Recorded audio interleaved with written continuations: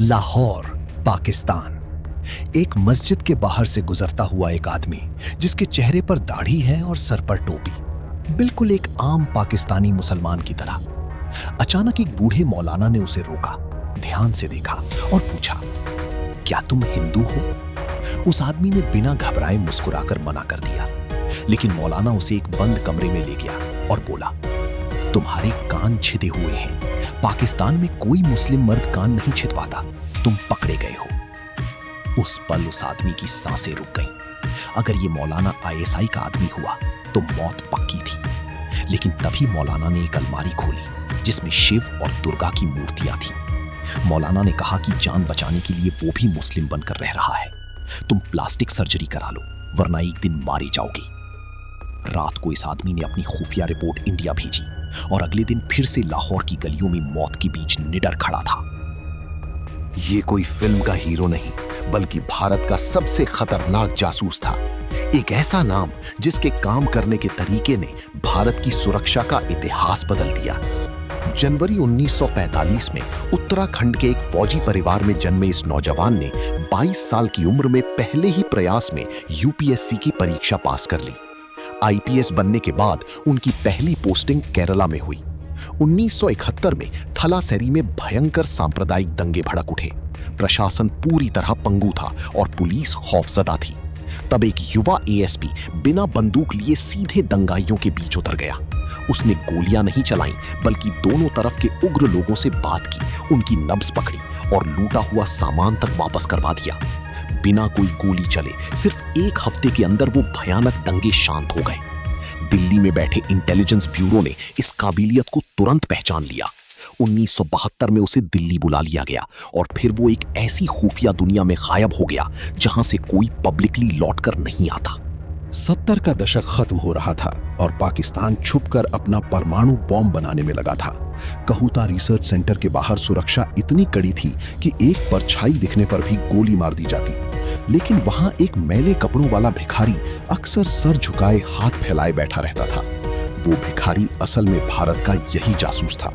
उसने देखा कि न्यूक्लियर प्लांट के वैज्ञानिक काम के बाद किस नाई की दुकान पर बाल कटाने आते हैं। वो मौका पाकर उस दुकान से जमीन पर गिरे बाल चुरा लाया।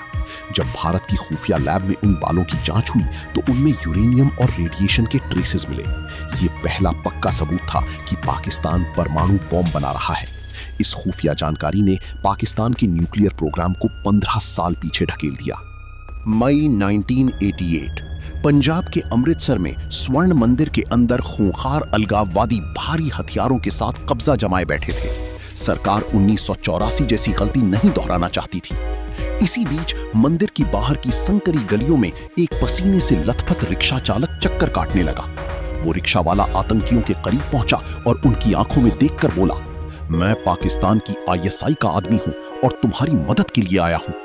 आतंकियों ने उसकी बात पर यकीन कर लिया और उसे मंदिर के अंदर बुला लिया। उसने अंदर जाकर हर दीवार, आतंकियों की गिनती और हथियारों की पोजीशन अपने दिमाग में छापी और सारी खुफिया जानकारी बाहर एनएसजी कमांडोज तक पहुंचा दी। ऑपरेशन ब्लैक थंडर शुरू हुआ। बिजली और पानी काट दिया गया और बिना एक भी बेगुनाह की जान जाए आतंकियों का सफाया हो गया। इस नामुमकिन काम के लिए उस रिक्शा चालक बने पुलिस अफसर को कीर्ति चक्र से नवाजा गया। लेकिन एक जासूस की जिंदगी में सबसे दर्दनाक पल वो होता है जब देश मजबूर हो। 24 दिसंबर 1999 आतंकियों ने इंडियन एयरलाइंस की फ्लाइट IC-814 को हाईजैक कर लिया और उसे तालिबान के कंट्रोल वाले कंधार ले गए। 176 पैसेंजर्स की जान दांव पर थी और भारत की नेगोशिएशन टीम में यही जासूस मौजूद था। सामने AK-47 लिए तालिबानी खड़े थे। 7 दिन और रात तक वो बिना सोए आतंकियों से नेगोशिएट करता रहा, उनकी फिरौती की डिमांड कम करवाता रहा। लेकिन मासूमों की जान बचाने के लिए भारी मन से मसूद अजहर को छोड़ना पड़ा। उस रात उसने तय किया कि भारत अब कभी इतना लाचार नहीं होगा। हमें डिफेंसिव नहीं, ऑफेंसिव होना होगा। सालों बाद 2014 में समय का पहिया घूमा। वो गुमनाम स्पाई मास्टर भारत का नेशनल सिक्योरिटी एडवाइजर बना, अजीत डोवाल। उनके एनएसए बनते ही भारत की सुरक्षा नीति हमेशा के लिए बदल गई। 2016 में उरी हमले के बाद सर्जिकल स्ट्राइक हुई, 2019 में बालाकोट एयर स्ट्राइक हुई और कश्मीर से आर्टिकल 370 को हमेशा के लिए खत्म कर दिया गया। डोकलम में चाइना को पीछे हटने पर मजबूर कर दिया गया और 2025 में ऑपरेशन सिंदूर के जरिए पाकिस्तान के अंदर बैठे IC-814 के उसी मास्टरमाइंड को मौत की नींद सुला दिया गया। अजीत डोवाल ने फील्ड पर कभी सेना की वर्दी नहीं पहनी, कभी खुद बंदूक उठाकर गोलियां नहीं चलाई। उनका काम हमेशा दुश्मन के बीच जाना, दुश्मन की भाषा बोलना, उसका भरोसा जीतना और फिर उसे अंदर से पूरी तरह तबाह कर देना रहा है। दुनिया कहती है कि जेम्स बॉन्ड सिर्फ सिनेमा के पर्दे पर होते हैं, लेकिन भारत का जेम्स बॉन्ड हमारे बीच है और असलियत हमेशा कहानियों से ज्यादा खतरनाक होती है।